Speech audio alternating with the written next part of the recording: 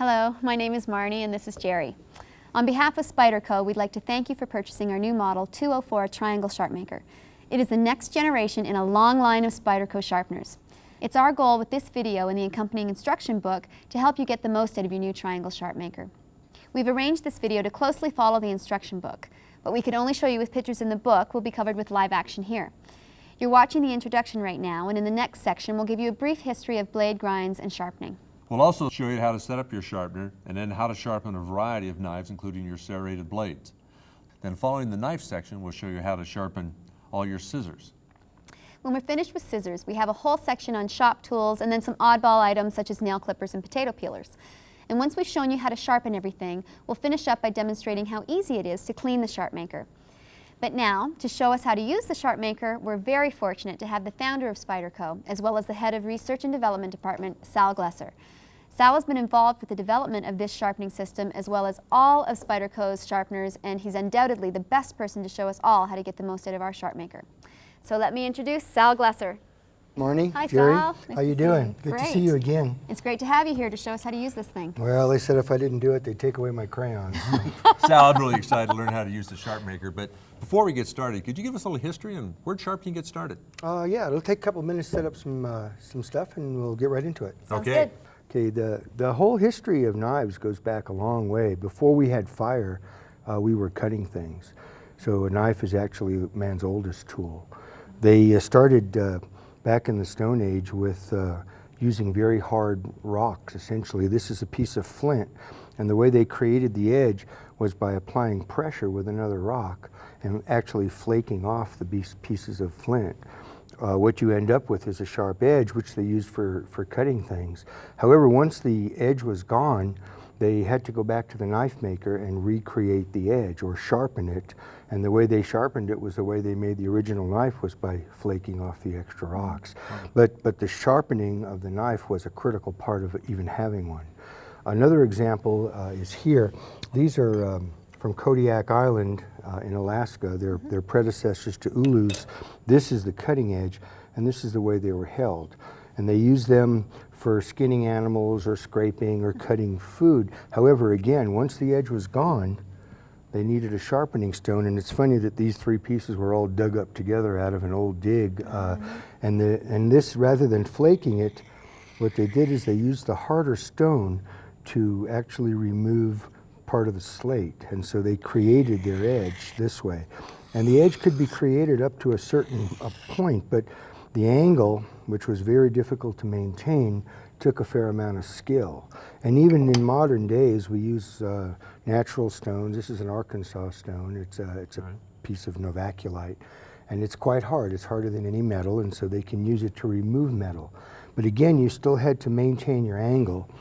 So if you were sharpening this way, if you changed your angle even a little bit, it changed the edge, which made it even more difficult to try to maintain a consistent angle. So consistency became the goal. And about 150 years ago, people discovered that the inside of a crock pot, if you set your knife in there this way, you can see that the curve of the pot actually creates a consistent angle. And by running your knife on the inside of the pot, you could actually sharpen the edge consistently because the crock was harder than the steel, and you could actually create an edge. Now, this concept went a little bit further. A man named Louis Graves created a piece of porcelain, very much like this, only more modern, and the V shape is designed to maintain consistent angle control. And the way that's done is, if you were sharpening this way, let's turn that stone up a little bit, and now we keep the blade straight up and down. And the straight up and down visual is the way we maintain the control. Now, from the early 70s on, a whole slew of various kinds of V-sharpeners came into production, eventually ending up with this. This is the Triangle Sharpmaker, the one that we produce, and it's probably the most sophisticated and the most versatile of the sharpeners on the market today. And again, the technique is keeping the blade straight up and down. And I'll show you how to do that in a few minutes. But it's the edge that we're concerned with a knife. Now there's a variety of different kinds of grinds that they'll use to create an edge. There's 4 basic grinds. One is called a hollow grind, and that's where they take your basic piece of steel and using 2 wheels they hollow out a portion. This is a hollow grind, and you can see where the steel is actually hollowed out on both sides. Oh, okay. And that's how you end up with an edge. A second type of edge would be called a flat grind, and that's where you start at the top and you just go straight to the edge. It's easier to see coming down one side and down the other. A third type, which isn't used much anymore, it's a double convex grind where you come around this way. Sometimes it's called an appleseed grind because of the actual shape. Back in Japan, they used to call it hamaguri-ba, 800 AD. That's how far back this goes. But in all cases, what you're trying to do is get to the edge. There's another type that's been used quite a bit. Recently, they call it a chisel grind, but this has again been around for many years. You'll notice that on one side it's flat or sometimes even a little hollow, Right. and the other side it's actually comes in this way. So you have the grind is just on one side. So what's the point of having different grinds? They're just different ways of getting to the edge. In the case of a chopping tool, that's where you would want that appleseed grind, like on a hatchet. You'll find most hatchets are done that way so you can have a lot of meat behind the cutting edge so it doesn't break down. Okay. The hollow grind and the flat grind are the most common used today. They're just two different solutions to the same problem, almost like Fords and Chevys. They have 2 different advantages. And the advantage of a chisel grind or a kataba grind is that when you're cutting food, this part gets right up to the part you're cutting, and this part throws the food off to the side. Oh, okay. So, but in all cases, what we're trying to do is create a very sharp edge. And what I'm going to do next is show you how to use this tool on a knife to create a sharp edge. I think most of us think a knife is just a knife. I know, it's amazing. Yeah, it is until it goes dull, and then you throw it away and go get another one, right? With this tool, you can actually make the knife sharper than it was when it was new. Is that right? And it's quite simple to do because of the angle control that started back here with the crock pot. Let me show you how this thing works and what it's all about. This is the lid. Everything is contained. There's 4 stones. There's 2 coarse stones. I'll explain those in a minute. There's 2 fine stones. Now, the easiest way to remove these is to grab the stone and just pop it out. Okay. And then these are the safety guards. Now, the stones come in coarse and they come in fine. They have corners and they have flats, and we're going to use all 4 of those surfaces. So as I go through those, I'll show you. These are brass safety guards, and we always want to make sure to use the safety guards. These will go right in here like this, and your stones will fit right in here. Now your stones can go in either with the flat side facing each other or with the corners facing each other. And there's other positions as well. The reason this works so well is because they're so hard. And I'd just like to give you an example of just how hard they really are.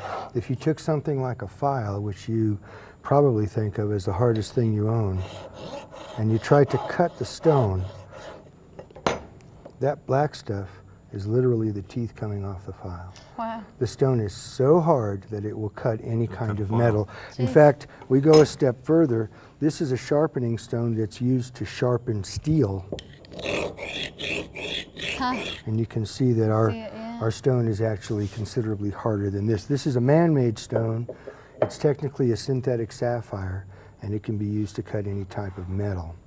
Now we're going to use 4 different steps or grits in order to get the knife sharp, and just because it's faster. Okay. The first position that we use is the 2 corners of the gray stones. Now these don't leave a very good edge, but they're quite rough, and they remove the excess metal. So what happens when a knife goes dull is that you've actually removed the edge and rounded it. And now we're going to remove metal on both sides until we restore that actual edge. Okay. Now these will wear. This is a utility stone. and they will eventually wear. In fact, when they have a little bit of wear on them, they actually will cut faster. So when I get a new set home, or what you should do when you get your set home, is take one corner, like the one opposite the groove, and just rub it alongside the other one just to crack the surface. Okay. Once the surface is cracked, you'll find that it actually start cuts sharpening. faster. It'll do it on its own anyway, but it'll do it faster that way. So step one is a corner of the gray stone, and we're going to use that to actually set our angles. Okay. And then we go, once we set our angles, we go to the flat side of the gray stone. Again, the same thing, but now we're going to work with the flat surface. This will make a knife about sharp enough to cut food or paper. We call it a utility edge. It's about the way most knives come from the factory. Step three is a corner of the white stone. That's a very sharp edge, butchers and barbers type sharp. And then step four is the flat side of the white stone, and that will give you a razor edge. Wow. Okay. Sal, on these, you always want to use the flat side with the flat side and the edge with the edge. You never want to mix them. Right, right. The sharpening process is keeping the blade straight up and down. The reason we do that is because that's where your angle control comes from. Like we showed you with the crock pot, that you have angle control.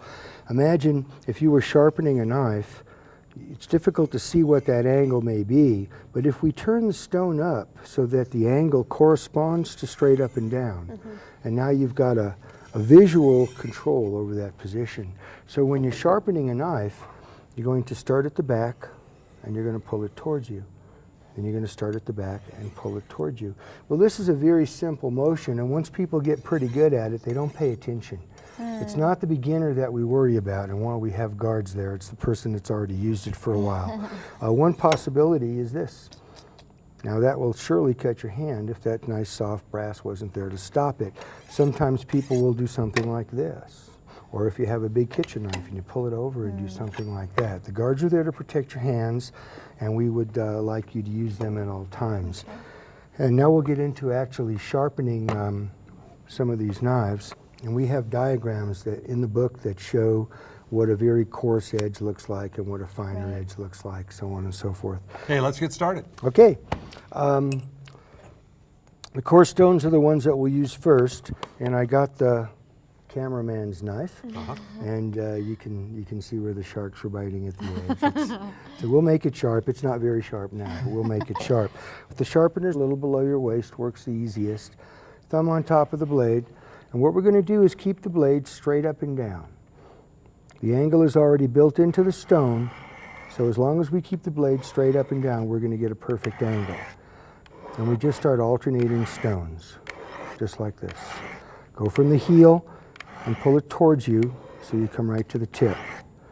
Now in the beginning you won't know when to go from one grit to the next grit, so we have you counting strokes. About 20 strokes on each of the 4 steps, and you should be shaving sharp. But I'll show you how to test each one. So that would be 1, 2, 3, like that. Let's just give this a few strokes. We're cutting a little bit of steel off the edge of the knife each time we go down until we restore that edge. We're going to bring that edge together. Okay. Now the easiest way to tell if you've brought the edge together is to set it on something like your fingernail, and if you can draw it all the way across without it sliding off, then you know you set the edge. That's where that rumor came from about checking drag on your fingernail. It has nothing to do with drag. It has to do with seeing if you set the edge. Okay. Now ladies usually have fingernail polish, and so that's not a good idea on the nail, but you can Not use this one. you can use the side of the sharpener, Okay. even the lid. You can use a piece of Tupperware, but all you're trying to do is make sure that you brought those 2 sides together. Once you brought the 2 sides together, then you go to step 2. That's the flat side of the gray stone, but everything else stays the same.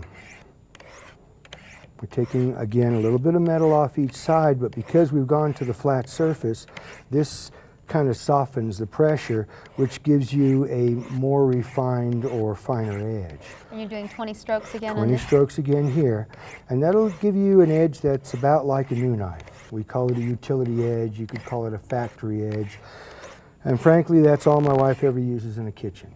She says, I don't need to shave tomatoes, I just need to slice them. cut hair. And the gray stone will give you an edge that's actually sharp enough to cut paper or cut food. Then we go into the white stones. Now the white stones are a professional grit. They're oftentimes used by machinists, by dentists, by a variety of people that really need a fine finish. Step 3 is the corner of the white stone. And just as we showed you before, the motion is the same. We're cutting a little bit of steel each time. Now with the white stones, you can actually see the steel because the steel is black. If you look right on the corner of the stone, you'll see a black line forming. That black line is the steel that's coming off the knife. Now if a knife is really dull, you can actually load up enough steel on one of these sections to where you've covered the surface. Once you've covered the surface, it won't remove metal anymore. If you feel that happens, it kind of goes slick on you. Just turn to another corner. When all the surfaces are dirty, then we just wash them out, and I'll show you how to do that when we're done. Okay. About 20 strokes here, and she should be sharp enough to shave hair. Now, I'm supposed to tell you not to do this at home because this is dangerous, but you can actually shave the hair off your arm with the knife. So this knife is actually sharp enough to shave hair, and then we'll go into the 4th grit, which is the flat side of the white stone. And this is generally used for things that are already pretty sharp. If you shave with a straight razor, go for it. Most people don't use straight razors anymore, but you use X-Acto knives, you use box cutting knives. There's a variety of knives that you would do that with. And again, about 20 strokes. One good test for this would be to see if you can split a piece of paper. See, we're not cutting through the paper, we're just splitting it. And that gives you a very sharp and a very true edge because it's consistent from one edge to the other. And that's how you'll sharpen all of your plain edge knives. Sal, you said we're working at 40 degrees here. Why would you use a 30? This is 40 degrees because we found that that's the best compromised angle to work on any steel. Any knife will get razor sharp at 40 degrees. Right. Now some steels can be sharpened at a narrower angle. Sometimes in a kitchen you might want a thinner angle because you're only cutting soft food. We find that, that if the edge is too thin, what happens is it breaks down. So we recommend the 30-degree angle for back beveling. And I'll explain that to you as well.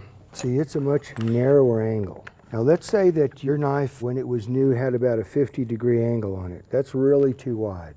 It's not going to perform the way you would like it to. But it's fast and easy to do at the factory, and a lot of times they'll do it that way. So we create this 30-degree angle so that you can actually thin out the edge. So you're taking that 50-degree angle and you're really bringing it into 30 degrees. That way when you sharpen the bottom at 40 degrees, you have a nice transition. Okay. Does that make sense? And also if you take a knife and you sharpen it at 40 degrees over and over and over, after a couple of years, you're kind of working your way up the blade. Eventually the blade will be pretty fat. Again, that's where you would use your 30-degree angle, again, to thin out the edge. So sharpening your knife the same way over and over again can almost cause it to go dull? It's not really causing it to go dull, but as it gets fatter and fatter, you have more resistance trying to cut through something like food. So about every, maybe 10th time that you sharpen your knife, then go into the 30-degree angle and just give it about 50 strokes the same exact way, and that will take the shoulder off of that cutting edge and thin it out to give you a better performance in the long run. Now some people actually sharpen their knives at 30 degrees, and you can.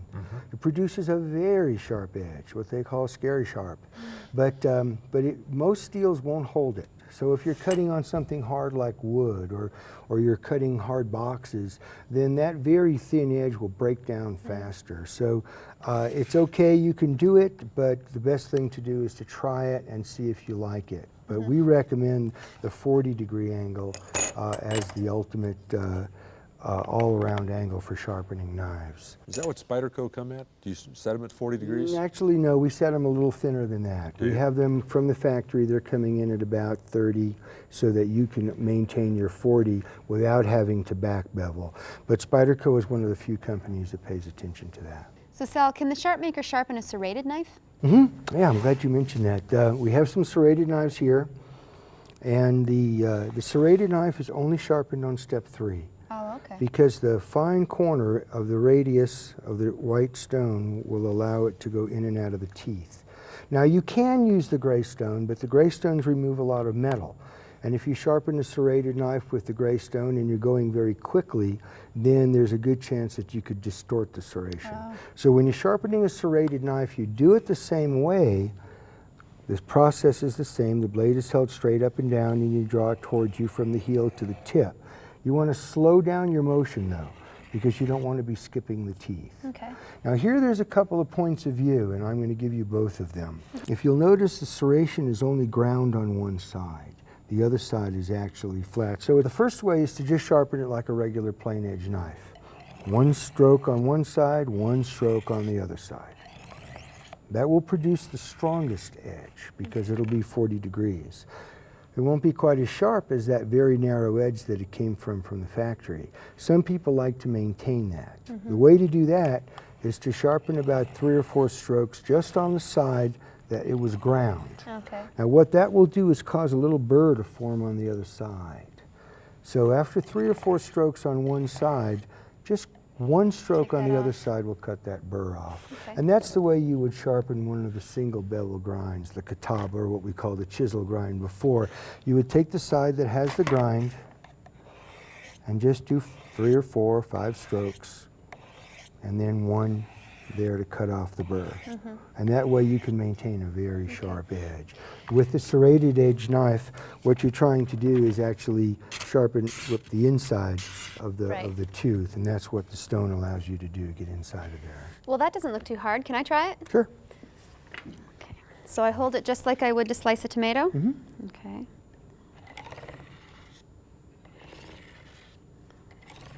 Is this right? A little slower. There you go. You're right, this is You're an easy. expert. Wow.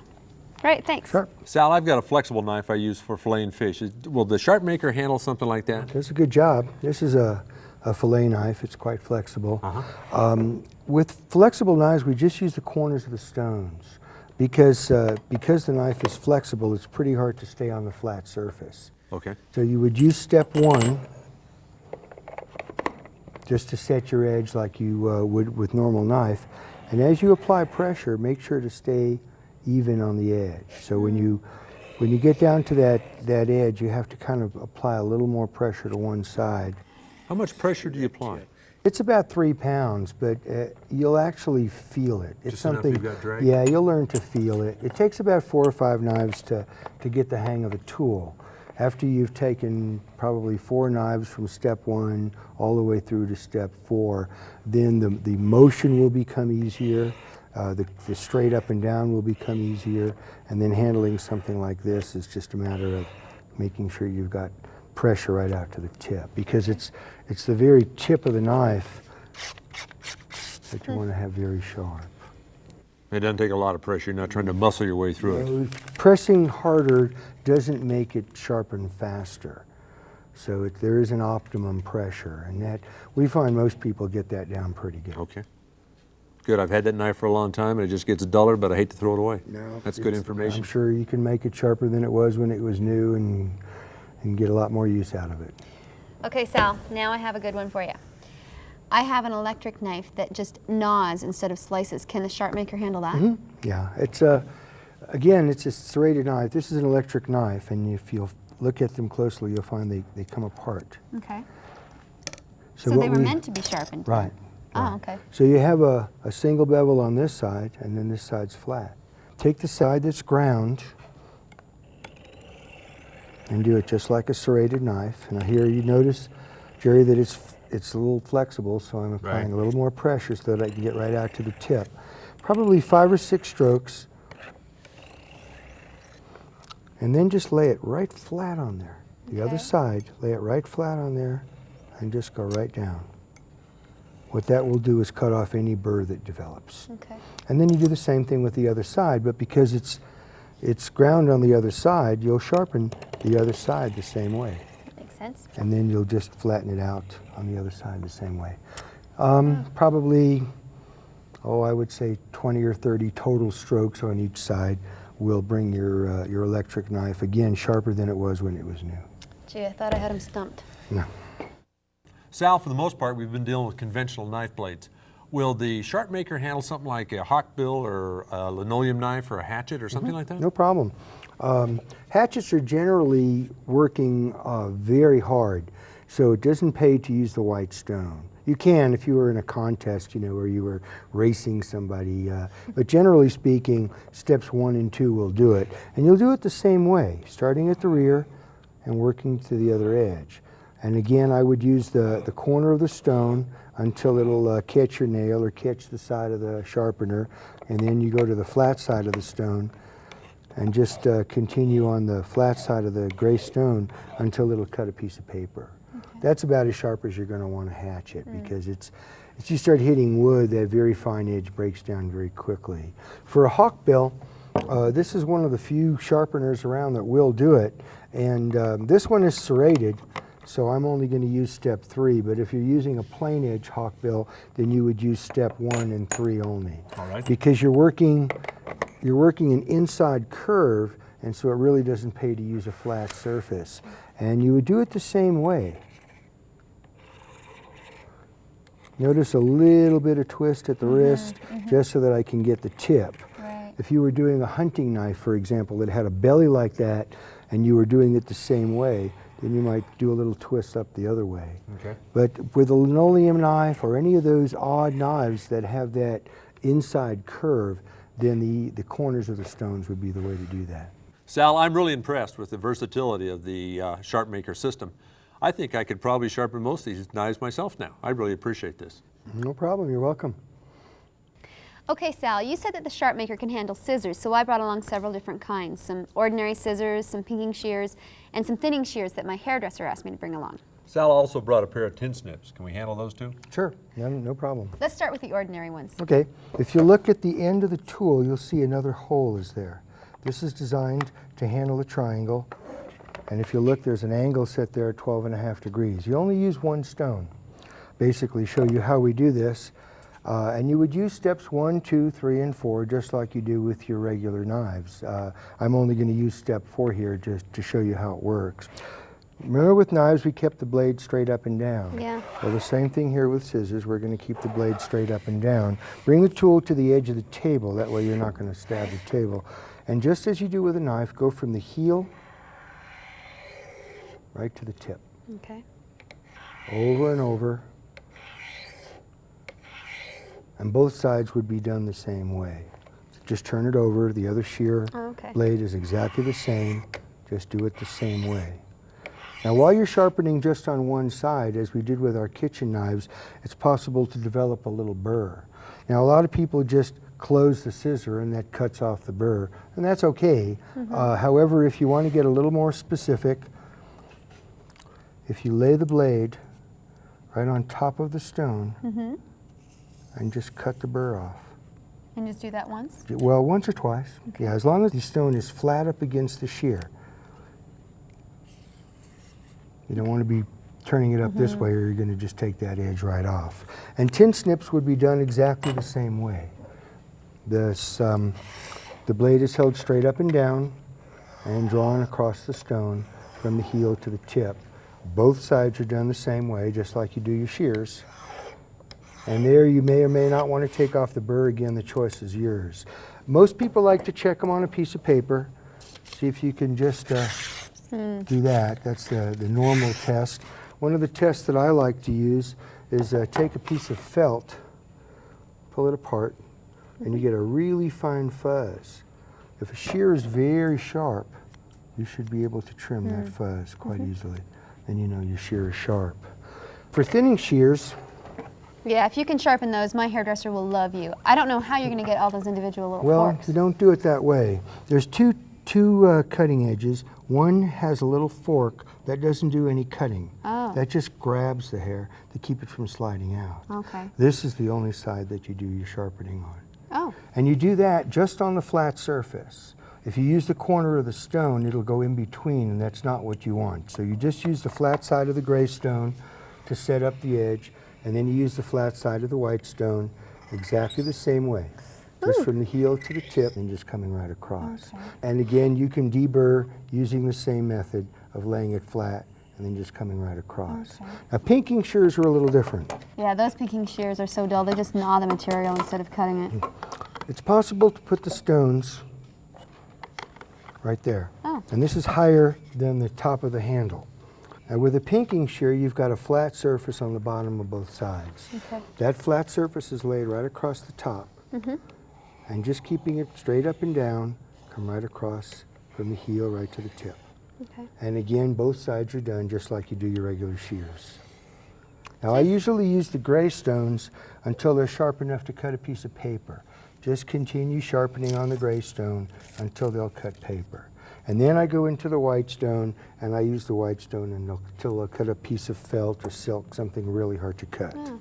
Now there are some shears that have a very thin angle, whereas most shears would be set at 12.5 degrees.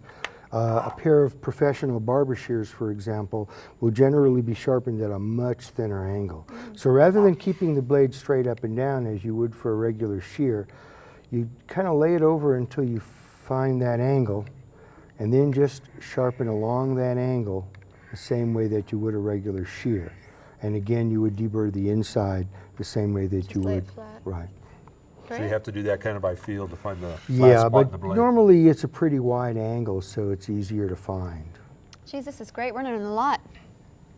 Sal, before we get started on the shop tools, this is an old razor my dad had, a straight edge. Can we sharpen something like this? Sure. A little bit of education here, so let's show you how it works. The little hook at the back is so that you can hold it this way. Now it's generally these three fingers and your thumb that are working the blade. The handle just kind of out there. It allows you to get to all the little areas that you need to. Okay. The only purpose of the handle is to protect the edge. And when you get one of these sharp, you don't touch them. And I'll explain why in a minute. If you look at it closely, you'll see that there's that hollow ground we talked about earlier. The spine of the razor is thicker so that when you lay it down, the angle created by the thicker spine is perfect at the edge. So when you're sharpening, you're actually leading with the cutting edge like this. You always lead with that cutting edge. You go back and forth, laying it flat until you get a pretty good edge, something that'll shave hair off your arm, for example. Okay. But at that point, it really won't do a good job on hair on your face. You have to strop it. And in the stropping process, what you do is you take the softer steel that this is made out of and you bring that burr out. And that's done using a leather strop. Some people will use a fiberglass or various types of strops are made, but I always prefer leather. And you strop the opposite way that you sharpen. You trail with the cutting edge. And what you're doing each stroke is you're pulling out a little bit of that burr. Now under a microscope, that burr might look like a briar patch, but that's what works the best when you're shaving. But because it's a very, very thin burr, if you were to touch it, for example, with your finger, you would bend it over and you'd have to go back to square one, even if you break it off. Okay, now that it's sharp, how am I going to test it without having to actually shave with it? Tomorrow morning. We'll see what happens. That's the way to do it. Hey, thank you. Well, if you two are ready, let's round up some shop tools and get to work. Can we start with the chisel? Sure. In fact, chisels and planer blades are very similar, so let's work with the two of them together. You have a flat surface on the bottom and then that single bevel on one side. And that's what they referred to earlier as that chisel grind on a knife. That wasn't really a chisel grind, it's because of this. Now generally, we'll work the area on the bottom. There's two little slots in the bottom of the sharpener and the stones will fit right in there. And that gives you a larger flat surface. The first thing you want to do with a chisel or a planer blade is flatten the bottom. And this doesn't require any special technique. It's just a matter of going across the stones until you've taken all the burrs and everything off the bottom. Then what you're going to do is reproduce that angle like there, and then from one side to the other, actually go across and sharpen the entire blade. Now we have another way of doing that. You can actually put the guards in, and whether or not this is easier for you, it depends on which you prefer. But here you can actually do it the same way. And with a planer blade, you would do it the same way. You would first clean up the bottom so there's no burrs and you've got a nice flat surface on the bottom. Match your angle, go from corner to corner, just right across. Now I start with the gray stones and I continue using the gray stones until, like pinking shears, they'll cut a piece of paper. and then I'll use the white stones until they'll shave hair. Nice clean edge is what you want. It just makes it a lot easier to do the job. That looks great. My dad's a woodworker. Would this sharpen a wood gouge? Yeah, you can do wood gouges as well. And here we've even found some other tricks that we've learned from some of our customers. We've got the little grooves there that we use for hooks. I'll show you that later. But on something like a round gouge, for example, the corner of the gouge can be placed in the groove, and you can rotate all the way around. The inside of the corner is what you would use to go inside and clean up any burr that might have developed there. I've been using a belt sander for wood gouges, so I don't need to do that anymore. Well, a belt sander takes off a lot of metal and Yeah. sometimes makes it hot. You get it too hot, you change the heat treat to the edge. How about things like paddle bits, wire cutters, or router bits? Okay, let's get into those. Now remember I showed you the material is very hard. It's capable of cutting any type of metal. Here in a situation like that, you would use it as a file. For example, on a paddle bit, the area that you're going to sharpen is here and here. Those are the areas that do the cutting. Now it won't cut your skin, it's just too smooth. So you can actually use your finger as a guide to maintain an angle, or you can slip it into a vise and tighten it up and just do it that way. Just continue stroking until you've got your edge. Do all 4 strokes. Some people also like to get the tip. This one doesn't have a really sharp tip. It just oftentimes will come so that it just comes together without having a point, and you can actually just create a point on there as well. On a router bit, I like to use the tool just because it makes it, the base with the tool, just because it makes it a little easier to work with. Sometimes they'll be just like this. Sometimes they'll have a little roller. In the case of a roller, remove the wheel. And you would just lay the flute right over the top. Now these things oftentimes are grimy with all kinds of wood pitch. We found that ammonia will clean the wood pitch off. They'll come out clean as new. So just get a little jar of ammonia, throw your router bits in, let them sit in there for a few hours, and they'll come out clean. Otherwise you're just going to clog up the stone with the pitch. And lay it right over the side. Sharpen it while watching television. It doesn't require a whole lot of effort. Just lay the flute right over the side of the stone, keep it flat, and go back and forth. Actually, you would do both sides. How about something like screwdrivers?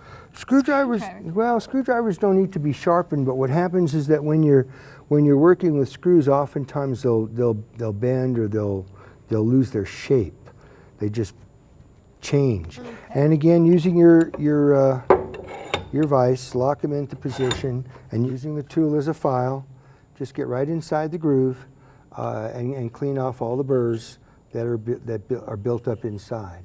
With a flat edge screwdriver, the same method works, but you're not trying to get inside the Phillips part of the burr. You're just trying to, again, clean up the area here.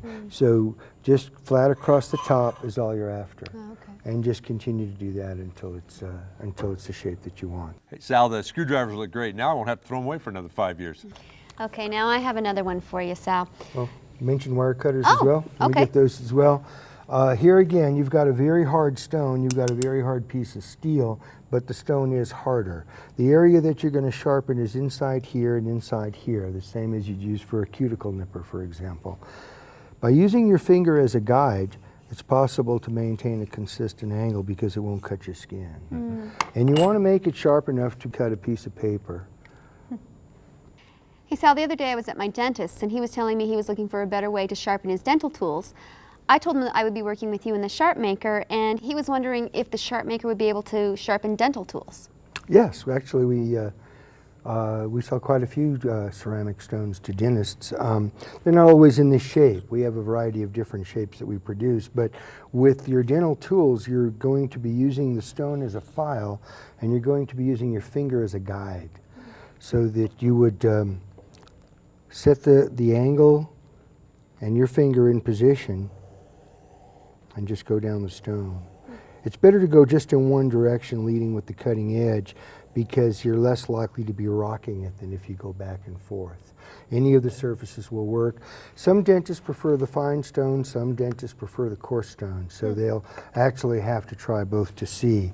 A chisel would be that way, something, or a scaler, something like an Explorer, you would use a little groove in the side of the stone and just handheld and rotate. Okay. You want to get as much a rotation as you can all the way around. These are used for exploring, and so they're not really poking and scraping so much as they are just checking out things. Sal, if we're doing pointed tools like this, can we do awls, darts, needles? Yeah, and I've got some examples here. There I prefer to use the base because, again, we're looking for consistency, and by using the hole there, for example, with a dart, you can keep it straight up and down just like you do with a knife as you rotate it. And that will give you a nice concentric point. And every time you go back, it'll be consistent. The same would apply to an awl. Just make sure to rotate it as you sharpen it, and you'll get a nice clean edge. Now, this is a carbide scribe, but remember the stone is harder than carbide, and you can actually sharpen your carbide scribes using the same method. Now, you have some oddball items on here like clippers, potato peeler, cuticle clippers. How do you sharpen those? In each case, you're going to use the tool, the stone as a file, and you're going to just work with the cutting edge. The cutting edge is there. Now you can keep it opened and work with your fingers on both sides, going back and forth, which will get both sides. Or occasionally I'll just work it closed. Put your finger on both sides and do the same thing. It doesn't take too much. These are not really hard steels. But the best way, again, is to see if you can cut a hair or a little piece of paper.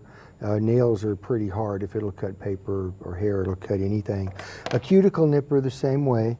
You've got an angle there, you've got an angle there. Use your finger as a guide and just maintain your angle. 3 or 4 strokes. Same thing on the other side. Just 3 or 4 strokes. It usually doesn't take much to clean these up because you're going to maintain them. They work, most tools work best, all tools work best when they're sharp. And the longer you keep them sharp, the better off you are. Now this is an oddball that most people have, and they're very inexpensively made. So they don't come nearly as sharp new as they could be, which is kind of a shame because it's quite an invention. But here you have 2 blades that are coming together. They're ground from the top, and that's usually where they stop. So more often than not, there's a little burr on the inside. So the first thing you want to do is get the stone up on the inside and just go back and forth like that about 5 or 6 times, and that'll cut off the burr. And then just holding it like you were peeling a carrot from the heel to the tip, just sharpens both sides at the same time. And they get very sharp. You'll feel the difference right away. It's a great tool. It's a shame they don't really take them to the limit. Sal, it looks like the Sharpmaker can just about sharpen anything we ever want. Yeah, we've learned a lot today. You want to do the hooks? Sure. That'd be great. Okay, there's different kinds of hooks. The very large hooks that they're using for deep sea fishing have a cutting edge here as well as the point. And so getting in there and actually creating a sharp edge here is part of what you're looking for. The point itself is done in the little groove in the stone, and that can be just back and forth. Now if you're working with a very small hook, fly hook or something like this, the groove is actually too large to create the kind of a point you're looking for. So you put the 2 stones together, and then right in the area between the 2 stones, that's where you'll sharpen that. They come down to infinity, and you'll get a very, very sharp point. Great. So Sal, what about the care and feeding of the Sharpmaker? How do you clean it? Well, it doesn't require a lot of maintenance. There's not much that you can do to it. You're putting steel into the stone while you're sharpening. The only real maintenance is to remove the steel from the stones. Come here, I'll show you what I mean. The gray ones will hold a lot more steel than the white ones. I usually wash these when they're starting to get my hands dirty, and the method for washing the 2 of them is the same. Get a little scouring pad that you would use to scour your pots and pans or your dishes. Any type will work. Little cleanser, abrasive cleanser, again, any type will work, and just simply scrub back and forth until the steel comes out. You can also put them in a dishwasher. You can put them in an autoclave. You can put them in an ultrasonic. That's what the dentists use. Anything that will clean the steel out will work. And just a cleaning, and rinse them out, dry them, and go right back to your sharpening. That's the only maintenance required. No oil or water when you're using them, so it's a nice clean system. Great. Let me show you how to put this thing back together. The little slots on the side of the bottom are for one set of stones. They just snap in. And then the safety guards drop right in that little groove on the top. The core stones go in on top of the safety guard. And the lid holds it all together. Nice and easy. Sal, this has been great. I sure learned a lot and appreciate it very much. Yes, thanks a lot, Sal. Well, thank you very much. Hope this sharpens up your lives. Thanks. Remember, you can use this video and the instruction book together or separately to guide you through the steps needed to sharpen whatever you need sharpened. The sections of this video closely follow the sections of the instruction book. We did that to make it easy for you to find the information you need when you need it. You can easily fast forward or rewind to any particular part you want to review at any given time. Please follow the instructions and really make the Sharpmaker work for you. And remember, safety first. Spyderco, for life's everyday adventures. Spyderco easy to open pocket cutlery, so easy to use. Spyderco kitchen cutlery, exceptional cutting performance. Spyderco cutting tools with a trademark round hole. Ideal tools for the human adventure. Spyderco, crafted for life. Spyderco, pocket knives for life's everyday adventures. The round hole in the blade makes them easy to open. They're safe and easy to use. Spyderco offers you a variety of pocket knives for work or play, and they clip comfortably in your pocket. The Spyderco trademark round hole, the sign of quality cutting tools. Ideal tools for the human adventure. Spyderco, crafted for life. Spyderco. Pros rely on Spyderco cutting tools for safe designs, ready at hand. High-tech materials that perform when there's only one chance. Spyderco. Pocket knives you can rely on.